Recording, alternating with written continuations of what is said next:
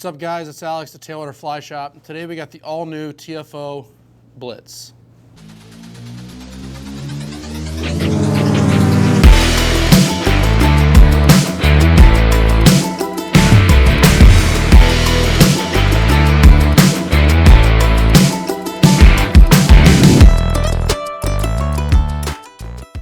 All right, new saltwater rod from TFO. So TFO obviously known, pretty heavily in the saltwater world for having really good value rods. And if you saw my review on the Mangrove Coast, you saw that I called that maybe the best saltwater fly rod that we have under $500.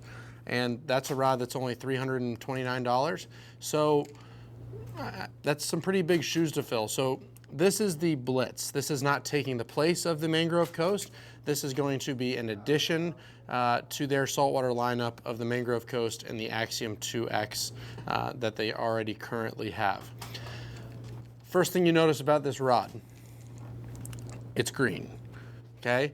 The Axiom II X is a very bright royal blue. The Mangrove Coast is a little bit more subtle navy blue with gold accents, and this is not subtle at all. So this is a, I wouldn't call it teal green, but it's more on the bluer side of green.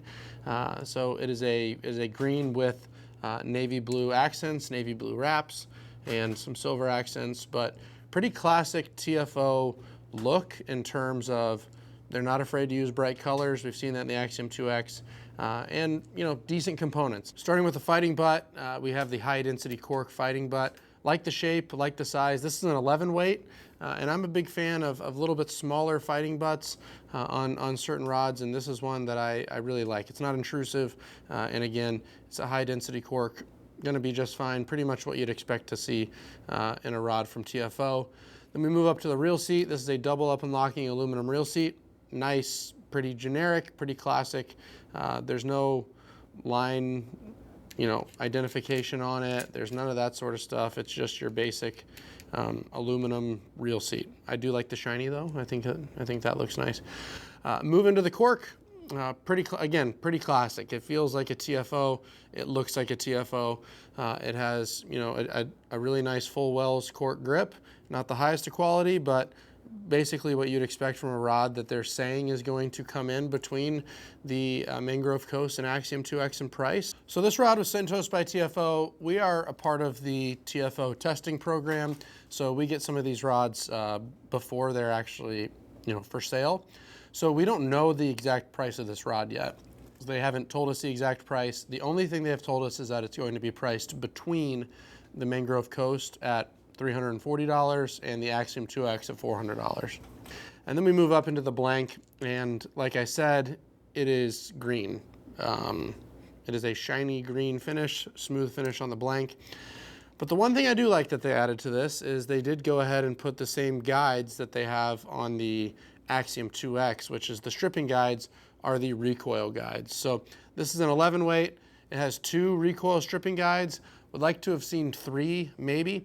But again, really good, really nice, and some oversized snake guides, which is going to be nice for that 11 weight. So I would expect this to be similar to a lot of the other, TFO fly rods. It's going to perform pretty well and do a lot of things really well, but it's not going to be the fastest, most technical. But it is going to suit a lot of casting styles and be at a price point that a lot of people can afford. So now we're gonna go line this up and we're gonna cast it, and I'm gonna let you know what I think about how it feels, how it performs with nothing. I'm just gonna let you know how it performs and how it feels. That's all I'm gonna do. So I can't really let you know anything else because I'm casting on grass.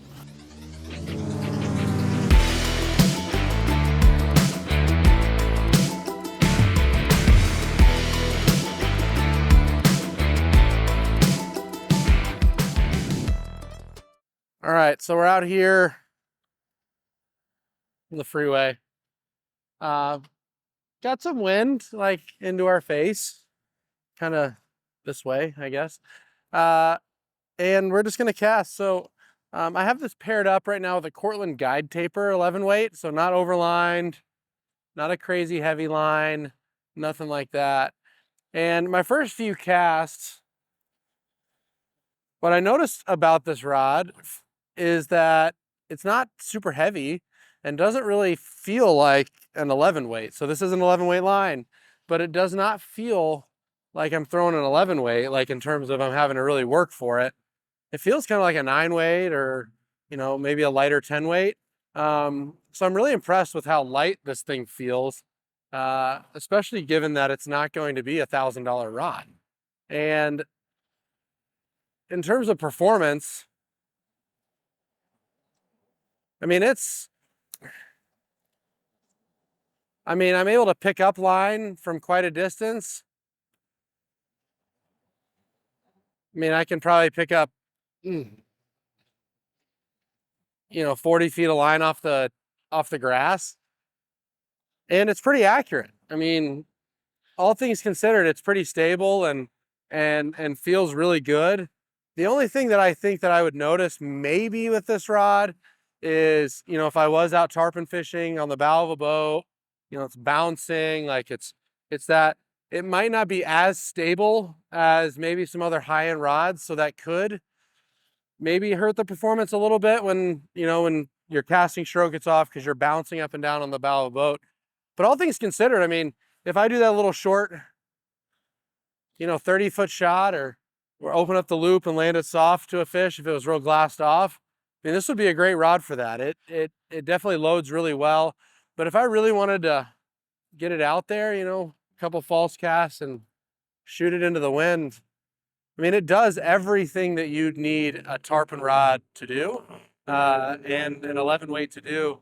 And I don't think that it would handle an extremely heavy line very well.